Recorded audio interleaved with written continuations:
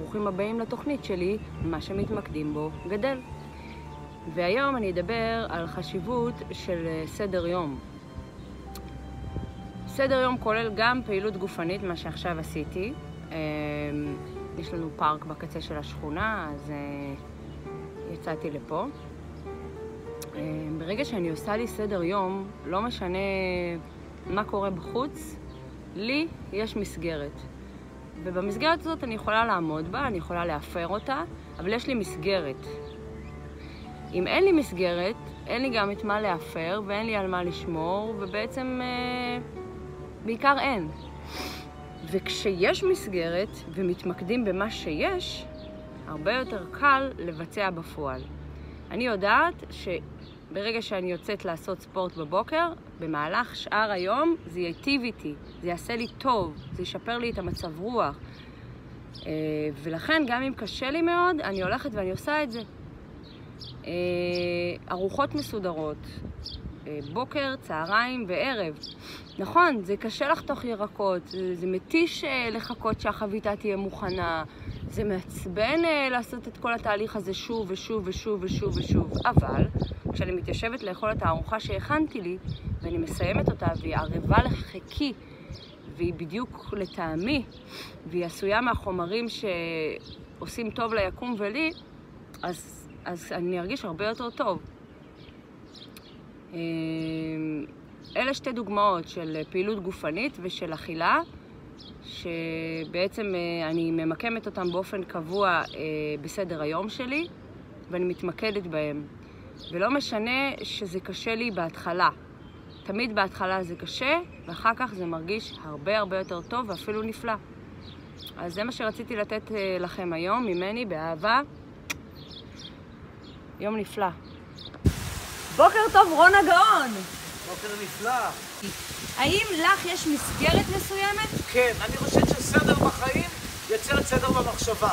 קמה בבוקר, אם יש כדור שאני צריכה לקחת, האינטגריטי, המילה שלי מול עצמי, המילה והנאמנות שלי, והיא מובילה. אלו זמנים שהם גדולים, שהם זמני קודש שקיבלנו מתנה מהשם, גם לבחון את עצמנו שמעולם לא יצאנו זמן לעמוד בריא, ופתאום גילינו שיש לנו גומת חן נחמדה. פתאום גילינו כמה אנחנו חשובים, פתאום גילינו המון דברים שברעשי היום-יום לא ידענו אותם. פתאום אנחנו מגלים שאנחנו יודעים לסדר את הארון כל כך יפה, שקודם פשוט לא שמנו לב לדברים. שימת לב לדברים שקודם לא ראינו אותם. פתאום אתה מגלה, אתה נהיה קולומבוס, אתה מגלה דברים שלא ראית אותם קודם. למה את מגלה את כל הדברים האלה פתאום? משום שאין לי את הרעשים, יש לי הרבה זמן לחשוב עם עצמי ולבדוק עם עצמי המון דברים שקודם לא יכולתי לראות אותם. ואז בחשיבה הזאת שלי עם עצמי, אני שמה לב יותר לפרטים הקטנים. אני חושבת שברור העולם נמצא בפרטים הקטנים. נכון. האושר שלנו זה לא להסתכל בגבוה, כי מה יש? כי יכול להיות שבן אדם גר בווילה, הוא נורא אומלל. והקירות לא מחבקות אותו כשראה לו. ובן אדם גר בצריף, והוא כל כך מאושר, כי יש לו איזה שכן שפתאום מגיש לו איזה כוס תה, ושאל אותו מה שלמה, וזה עשה לו את היום. תגידי, אז עכשיו בזמני הווירוס, איך נראה הסדר יום שלך? אני קמה בבוקר, ואני אומרת מודה, אני מודה לבורא עולם שבאתי לעולם. אני אומר שאני שותה קפה, ואת הכדורים כדי שיעזרו לי גם לתפקד יותר טוב. בהחלט. חולת פיברומיאלגיה, אני גאה במחלה שלי, משום שהמחלה שלי הייתה גם נקודת לפני. הייתי צריכה במחלה לדעת המון דברים על עצמי ועל אחרים. כל דבר יש פה איזו מתנה מסוימת. אז בעצם את אומרת שדווקא המחלה שלך, הפיברומיאלגיה, היא שמה לך את הגבולות. כן. וואו, מרתק. כמה אני יכולה למתוח את הרגל? אני יודעת שאני יכולה למתוח את הרגל, אבל אם אני אעשה שפגאט, אני יכולה לקרוא את היד שלה.